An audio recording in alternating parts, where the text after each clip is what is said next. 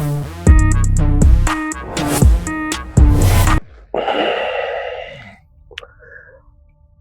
मुझे ऐसे देख के आप परेशान मत होइए। देखिए, ये वजह इसलिए नहीं है कि मेरी तबीयत ख़राब है या कुछ है, बल्कि इसलिए कि जो इमरान हाशमी की फ़िल्म ग्राउंड ज़ीरो रिलीज़ हुई है, तेजस प्रभा और विजय देवस्कर के निर्देशन में, उस फ़िल्म को देखने के लिए और उस फ़िल्म की रिलीज़ के लिए मुझे जो घटना याद आती है, देश की सबसे बड़ी आतंकवादी घटना, उसके लिए आप 2 मिनट का मौन रख कर भी बात कर सकते हैं। मैं परेशान इसलिए नहीं हूँ कि मुझे कुछ हो रहा है, बल्कि मैं परेशान इसलिए हूँ कि देश में जो ये घटना हुई है और ग्राउंड ज़ीरो जो फ़िल्म इस वक़्त रिलीज़ हुई है कश्मीर सब्जेक्ट पर, दोनों को अगर हम मिला दें तो इस वक़्त इस फ़िल्म का रिलीज़ होना बड़ा मुफ़ीद वक़्त माना जा रहा है। फ़िल्म तेजस प्रभा और विजय देवस्कर के निर्देशन में बनी है। फ़िल्म में इमरान हाशमी और साईं तामड़कर की जो भूमिकाएँ हैं, उसको अगर आप देखें, तो आप चौंक जाएँगे, क्योंकि बहुत लंबे समय बाद कश्मीर के विषय पर बनी हुई फ़िल्म और आर्मी, हमारी सेना के एक भाग बीएसएफ के उस पार्ट को दिखाने की कोशिश करती हैं, एक रियल स्टोरी के ज़रिए, जिससे शायद लोग अनभिज्ञ हैं। अनभिज्ञ इसलिए हैं कि संसद पर जब आक्रमण हुआ, संसद पर जब हमला हुआ, तो उसके पीछे कौन-सा माइंड जो है कश्मीर में टेररिस्ट का काम कर रहा था, उसके पीछे जो मास्टरमाइंड था, वो गाजी बाबा नाम का एक ऐसा आतंकवादी था जिसे ढूंढ कर मारना जो है वो बहुत ज़रूरी था हमारी सेनाओं के लिए। और इस काम के लिए जब बीएसएफ को लगाया गया, तो बीएसएफ की जो रियल स्टोरी है, उस रियल स्टोरी के एक बहुत ही जांबाज अफसर ने इस काम को किया और उसको मार गिराया। लेकिन उस कैरेक्टर को निभाने के लिए इमरान हाशमी से जब कहा गया, तो इमरान हाशमी ने बॉस सीधे-सीधे कहा कि ये मेरी किसर टाइप की जो भूमिकाएँ होती हैं, जो मेरा किसर बॉय की जो एक इमेज फ़िल्मों में बनी आ रही है, मुझे उससे छुटकारा दिलाने में ये बहुत मदद करेगी। हालाँकि कई फ़िल्मों में इमरान ने पुलिस ऑफ़िसर की भूमिकाएँ भी की हैं, विलेन भी वो बने हैं, लेकिन उनके जीवन के, उनके पूरे करियर की अगर इस फ़िल्म की भूमिका को हम देखें, तो उनके भूमिका को देखते वक़्त ये लगता है कि शायद ये उनके करियर की सबसे बेहतरीन भूमिका है। दोस्तों, फ़िल्म की कहानी की अगर हम बात करें, तो ये फ़िल्म बीएसएफ के एक जांबाज ऑफ़िसर नरेंद्र नाथ धर दुबे की एक सच्ची घटना पर आधारित है, जिन्हें संसद पर हमले के बाद कश्मीर में गाजी बाबा नाम के उस आतंकवादी को ढेर करने का ज़िम्मा सौंपा गया था, जिसने अपने मास्टरमाइंड का इस्तेमाल करते हुए ये योजनाएँ बनाई और कश्मीर में आतंक को एक ऐसा प्रारूप देने की कोशिश की, जिससे जन-जन बच्चा जो है वहाँ काँप कर रह गया। लेकिन जब बीएसएफ का ये ऑफ़िसर घाटी में प्रवेश करता है, तो इसके लिए जो इसके रास्ते में जो रुकावटें आती हैं, उसको दिखाने के लिए सेना ही नहीं, बाकी के लोग और वहाँ का जो आम आदमी है, वो भी आकर खड़ा हो जाता है। तो एक घटना को अंजाम देना बहुत अलग चीज़ होती है, लेकिन एक मिशन को अंजाम देना जो है, वो बहुत अलग जज़्बे के साथ फ़िल्म में दिखाने की कोशिश की गई है। इमरान हाशमी जो है, मैंने उनको पहले जी की फ़िल्मों में देखा है, वो किसर बॉय की भूमिका में रहते हैं और बॉस किस लेना फ़िल्म में, और किस लेने के बाद सीधे-सीधे गन लेकर के एक पुलिस ऑफिसर या एक आर्मी ऑफिसर की वर्दी पहन लेना, सेना का सिपाही बनकर देश के लिए लड़ना, ये दोनों अलग-अलग चीज़ें विरोधाभास के साथ सामने आती हैं। साईं तामड़कर की जो भूमिका है, वो उनके साथ एक अलग सपोर्टिंग भूमिका में काम करती चलती हैं, बहुत खूबसूरत एक्ट्रेस हैं। लेकिन इमरान हाशमी को देखने के बाद मुझे अचरज हुआ थोड़ा-सा कि इमरान हाशमी जो हैं, अपने इस कैरेक्टर में उन्होंने कोशिश ये की है कि वो अपने पूरे करियर का एक अच्छा फॉर्मेट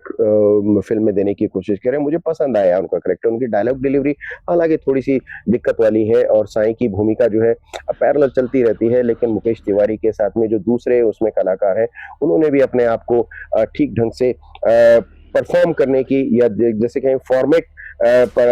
जैसे परफेक्ट तरीके से रिफ़ॉर्म करके उसको सामने लाने की कोशिश की है। लेकिन दोस्तों, मैं एक चीज़ और आपसे कहना चाहता हूँ,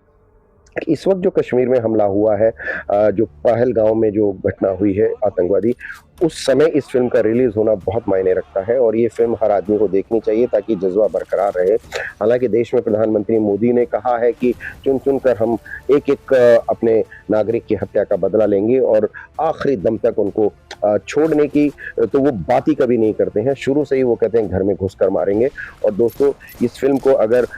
ज़्यादातर लोगों ने देखा और ये जज़्बा अपने अंदर पैदा कर ले कि कश्मीर जो है सिर्फ एक घाटी नहीं है, वहाँ रहने वाले लोग जो हैं वो सिर्फ लोग नहीं हैं। क्योंकि एक चीज़ देखिए कि इमरान हाशमी एक संवाद फ़िल्म में बोलते हैं कि कश्मीर जो है वो क्या सिर्फ ज़मीन है, या वो ज़मीन हमारी है, या उस ज़मीन में रहने वाले लोग भी हमारे हैं। हमारे कश्मीर हमारा है भी कि नहीं जिसके लिए वो लड़ने जा रहे हैं। कई बार जैसे स्पीलबर्ग की एक फ़िल्म थी प्राइवेट रेयान, उस फ़िल्म में देखिए कि पूरी सेना जो है एक पूरे ट्रुप पलटन जो है वो एक ऐसे सैनिक के लिए लड़ती है जिसका कोई मतलब ही नहीं है। वो युवा जो है गायब हो गया है और उस सैनिक को ढूँढने की कोशिश की जा रही है। ठीक इसी तरीके से कश्मीर में जो हमारी सेना आतंकवादियों से लड़ रही है, वहाँ पर भी अगर हम देखें तो हम अपने ही लोगों से लड़ने की कोशिश कर रहे हैं। लेकिन पाकिस्तान स्पॉन्सर्ड जो टेररिज्म है कश्मीर में, उसने जो हालात भारत के साथ किए हैं, उस हालात के बिगड़े हुए स्वरूप में भी हमारी सेना और हमारी सरकार उसको कैसे कंट्रोल कर रही है, वो दिखाने के लिए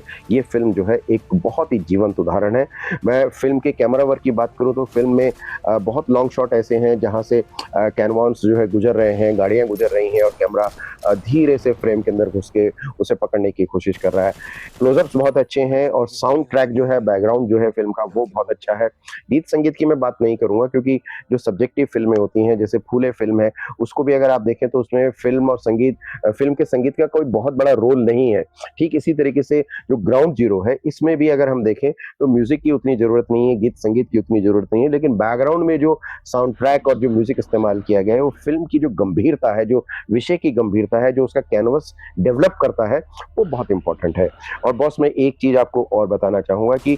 मेरी शुरू में जब मैं रिव्यू शुरू करने जा रहा था तो उदासी जो है वो इस बात को लेकर के भी थी कि इस हफ्ते जो है किसी बड़े स्टार की फ़िल्म रहे रिलीज़ नहीं हुई है। दोनों फ़िल्में छोटे स्टार्स की हैं, हालाँकि इमरान को हम बहुत छोटा स्टार तो नहीं कहेंगे, लेकिन जो फूले फ़िल्म है उसमें अगर हम प्रतीक गांधी और पत्रलेखा की भूमिका को देखें तो इमरान की भूमिका जो है और फ़िल्म का कैनवस हमें उससे कहीं ज़्यादा बड़ा नज़र आता है। फ़िल्म में कश्मीर का फ्रेम जो है, उसका जो कैनवस है, उसका जो लॉजिस्टिक सौंदर्य है, उसको अगर मैं कहूँ, जो उसका नैसर्गिक सौंदर्य है, वो दिखाने की कोशिश तो की गई है, लेकिन इस टेंस माहौल में और इस वक़्त जो देश में माहौल है, उसमें इस फ़िल्म को देखना काफ़ी टेंस भरा है। आप फ़िल्म में इन्वॉल्व होते हैं बॉस, और फ़िल्म में इन्वॉल्व होते वक़्त आप फ़िल्म के बारे में बात करते हुए बाहर जब निकलते हैं, तो आपके दिमाग में ग्राउंड ज़ीरो फ़िल्म नहीं रहती है। ग्राउंड ज़ीरो से जुड़ा हुआ आपका कश्मीर और पहलगाँव भी रहता है, जिस पर डायरेक्टर ने बहुत अच्छे से बात करने की कोशिश की है। पहलगाँव से इस फ़िल्म का कोई लेना-देना नहीं है बॉस, लेकिन फिर भी ये ऐसे वक़्त पर रिलीज़ हो रही है, जब पहलगाँव अपने आप आके इससे जुड़ गया है। मैं इस फ़िल्म को 5 में से 3 की रेटिंग करूँगा, और तेजस और देवस्कर को भी मैं बधाई देना चाहूँगा कि उन्होंने ये सोचकर फ़िल्म इस हफ़्ते रिलीज़ नहीं की है कि कश्मीर में घाटी में ये दुर्घटना हुई है या आतंकवादी दुर्घटना घटी है, बल्कि ये पहले से तय था। बट समय, टाइम और जो ज़ोनिंग होती है उसको देखते हुए अगर हम कहें, तो ये अपने सही समय पर रिलीज़ हुई है। और मैं आपसे कहूँगा कि एक बार इस फ़िल्म को आप ज़रूर देखें, और इसलिए भी देखें कि इस फ़िल्म को देखने के बाद आपके अंदर देश और देशभक्ति के लिए जो जज़्बा होता है, वो बरकरार है या नहीं है, क्योंकि आतंकवाद किसी का दोस्त नहीं है दोस्तों। बस ये पूरी दुनिया में फैला हुआ है और हर आदमी इससे त्रस्त है। हम इसे किसी मज़हब से जोड़कर भी नहीं देख सकते, क्योंकि आतंकवाद और आतंकी का कोई मज़हब नहीं होता है बॉस। लेकिन भारत के लिए एक अच्छी बात है कि इस देश के प्रधानमंत्री नरेंद्र मोदी हैं, और जो अच्छे से जानते हैं कि आतंकवाद की हिंदुस्तान में जड़ों को नीचे से कैसे कतरा जाना चाहिए। वो ऐसी फ़िल्मों को सराहते हैं, ऐसे प्रयासों को सराहते हैं, जैसे उड़ी का जब अटैक हुआ था और उड़ी में जब एयर स्ट्राइक हुआ, तो उड़ी पर जो फ़िल्म बनी थी, वो भी हमारे नेताओं ने देखी, और मुझे उम्मीद ये है कि ग्राउंड ज़ीरो को भी ये लोग देखने के लिए ज़रूर जाएँगे। इस फ़िल्म का इस वक़्त रिलीज़ होना, क्योंकि सिनेमा एक ऐसा माध्यम है बॉस, जो सीधे-सीधे हमारे समाज, दुनिया और हमारे आस-पास के वातावरण के परिदृश्य को दिखाने की कोशिश करता है। तो आप इस फ़िल्म को एक बार ज़रूर देखने जाएँ, और मैं आपसे ये भी कहूँगा कि जब आप फ़िल्म को देखने के लिए जाएँ, तो बाहर आने के बाद इसका ज़िक्र अपने दोस्तों से ज़रूर करें। आप देखते रहिए दिल्ली इंटरनेशनल फ़िल्म फेस्टिवल का YouTube news channel cinema with stars, और मैं हूँ रामकिशोर पारचा। अगली बार किसी फ़िल्म के रिव्यू के साथ आपसे फिर मुलाकात होगी। नमस्कार।